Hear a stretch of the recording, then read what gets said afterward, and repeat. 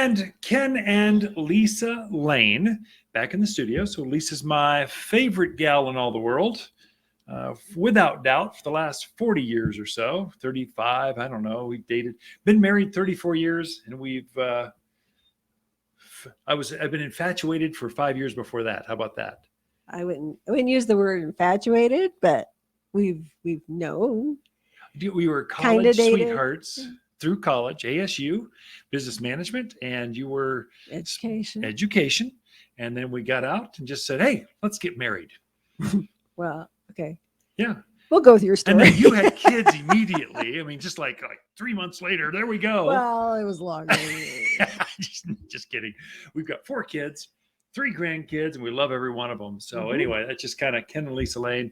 We're the second generation owners of Waters Garden Center. And then we've got our kids coming in. So third generation. So it's not unusual to have Harold Waters, your father, coming in.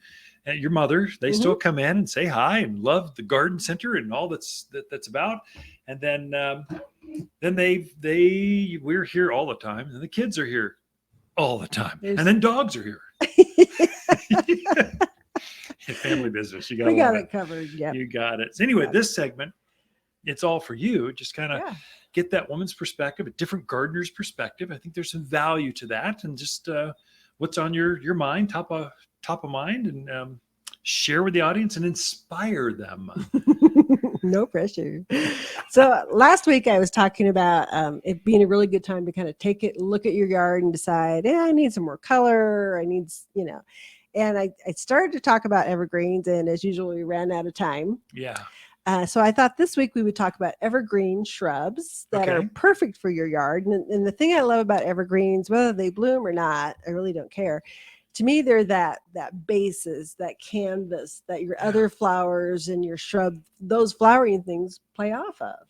The anchor of the gardens. So no matter what the season is, that's the anchor. And it is nice to have evergreens. And you always tell me the percentage, and I always forget. 20% should be evergreens. Should be evergreens. Yep. It's spring, summer, fall, winter. So 2020, 2020. So 20% spring, 20% summer bloomers, 20% fall color, 20% evergreens. And that last 20% should be whatever you just tickles your heart. Just plant that. That's kind of how that's 100%. Of course, a true gardener, they'll have 110%. They'll find a way to get more. Cram more in there. Right. But it's really nice to have evergreen shrubs, especially by your front door where you're going in and out of a lot. Maybe a walkway around the side of the house. Places where you're around a lot, your patios, where you're just out there. It's nice to have that anchor there that you can plant other things around. So I thought we would talk about those really nice evergreen shrubs. What is your favorite evergreen shrub? Then I'll share mine. Really? I think my favorite is the hawthorns. Indian hawthorn, really? Yeah, I like the Indian hawthorn. Yeah. And one thing I like about that is it comes in so many different sizes. You can get the ballerina that gets 2x2. The pink lady gets around 3-4. Dwarf yettas get 5-6. So it comes in such a nice variety of heights that you can use.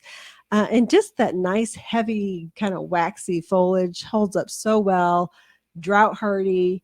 I can't think of any bugs that really go after it either. No, they're pretty low care. Sometimes deer can eat on them a little bit, but just for a moment they're just passing through. Right. And they bloom. They bloom like crazy. Very fragrant spring flower. Few evergreens that bloom. It's a good choice. I don't know that I would pick that one, but I would go with, for myself, Silverberry. I love Eleagnus. It's a native.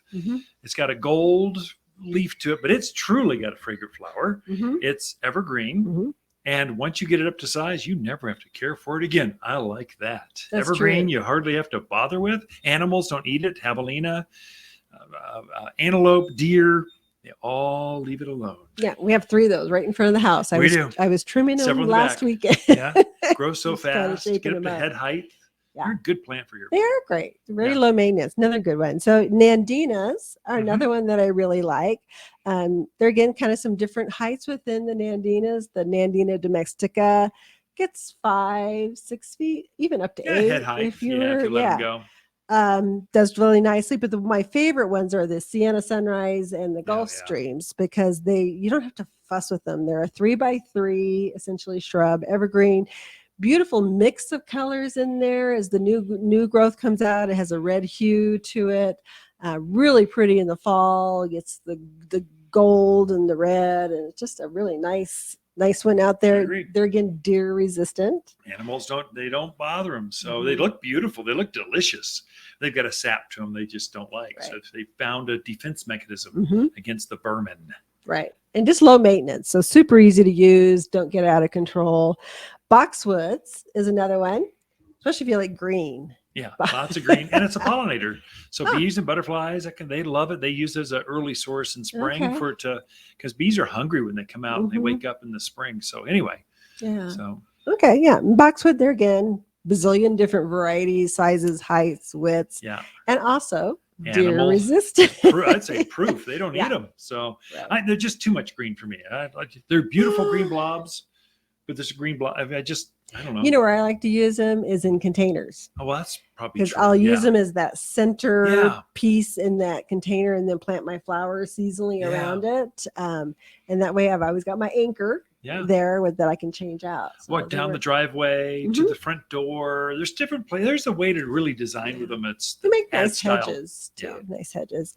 Euonymus, which there again, how many Euonymus do you think there are? 15. 10. I bet there's more than that. I don't know. Seasonally, probably more than that. It's probably a #1 seller if you include them all, from the winter creepers all the way up to the silver kings and goldens. Right. Yeah. I just have to look that up sometime because there's a lot of them. You're right. From some that are yellow and green, some that are green and yellow, some that are just green. So high, tall, low. Great variety in there, and really have more of a leaf look to them. That's evergreen, so it's kind of unusual to have that. It's called a broadleaf evergreen. It can have a white flower to it, kind of pretty, and it's got a waxy leaf to it. So the wax just keeps it from perspiring, which makes it very robust in the mountains of Arizona. Really good choice. Yeah, and a couple people don't often think about, but rosemary and lavender. Yeah, and lavender. Good. Yeah. Both perfect. Being nice ones. Rosemary's, there's the ground cover one. So if you're looking for some erosion control, that's a great one for that.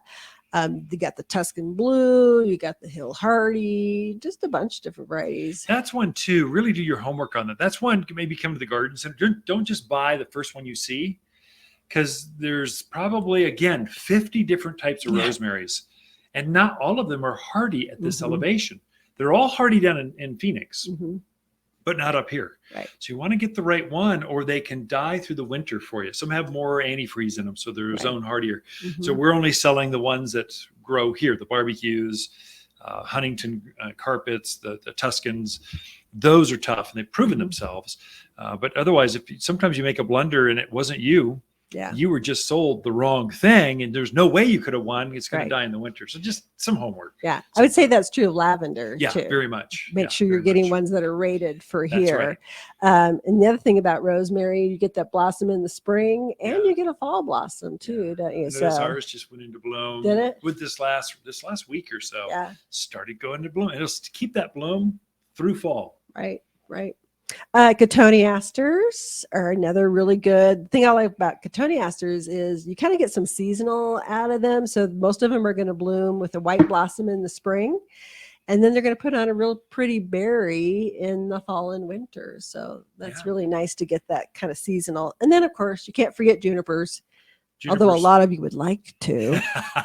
It's the most robust of all of the evergreens. We're surrounded by evergreen forests. So, of course, junipers are going to do really well. And the #1 seller you forgot, red Tip Photinia. We put all of our kids through college just by selling that one plant. It's the #1 seller.